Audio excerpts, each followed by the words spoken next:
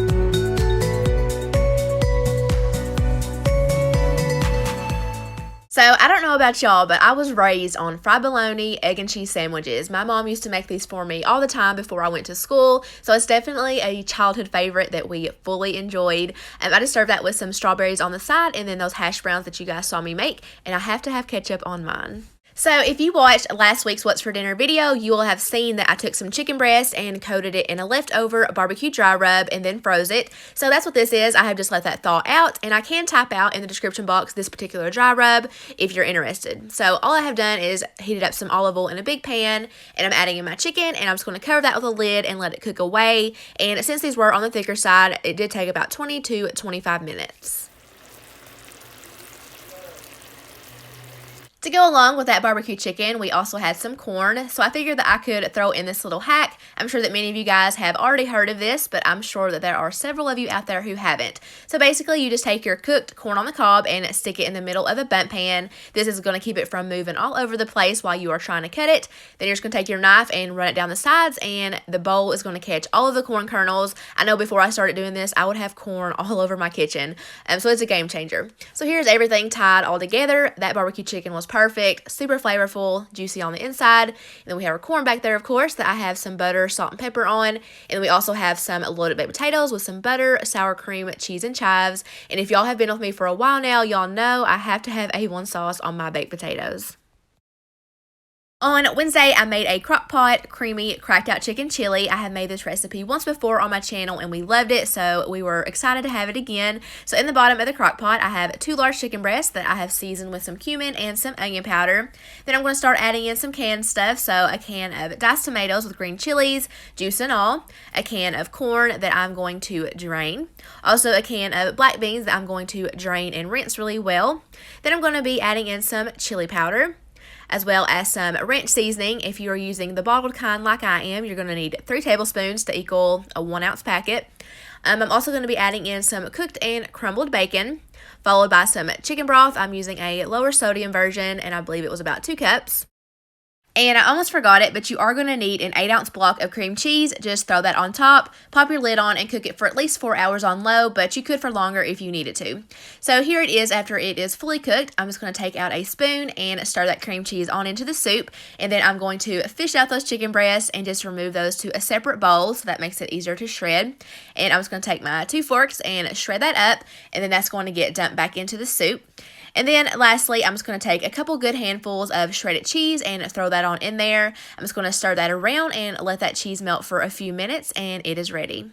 I topped my bowl with a little bit of extra shredded cheese and also some tortilla strips. These are the Santa Fe style ones from Kroger that we have been loving here lately. But this recipe is definitely a family favorite. We all really enjoy it. And with fall just around the corner, yay, my favorite, you are definitely going to want to save this recipe, trust me. And since it makes a good amount, we have this for leftovers on Thursday as well.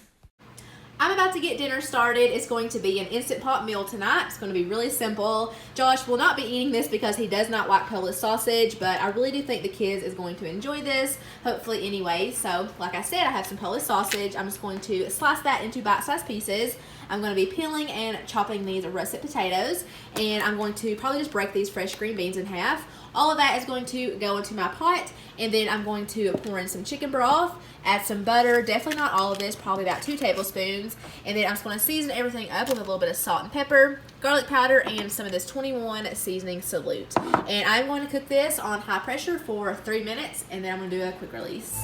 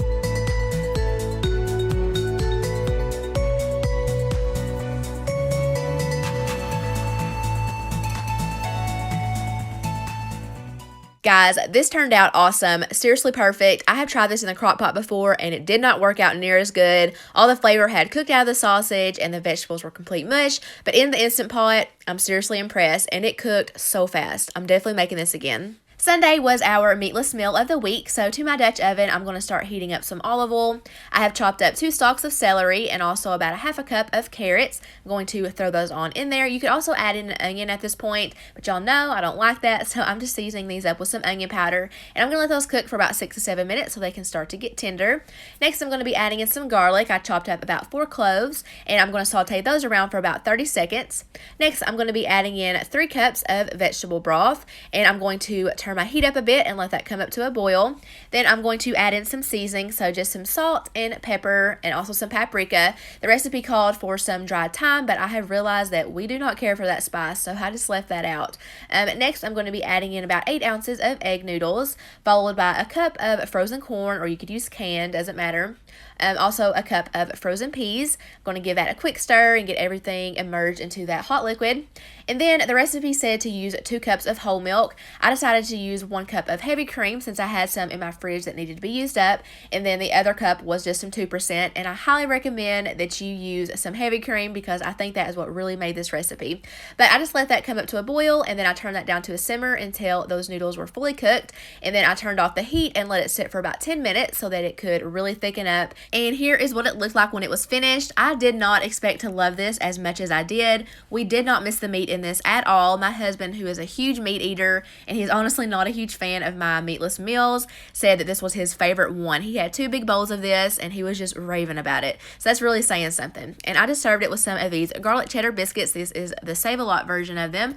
And yeah, this meal was just seriously awesome. My kids even loved it, and it is hard to get them to eat veggies, but they clean their plate, so I'm just super pleased. But that is going to wrap up this week. I hope that you guys enjoyed the video. Thank you all so much for watching. I hope you all have an awesome week, and I'll see you in my next one.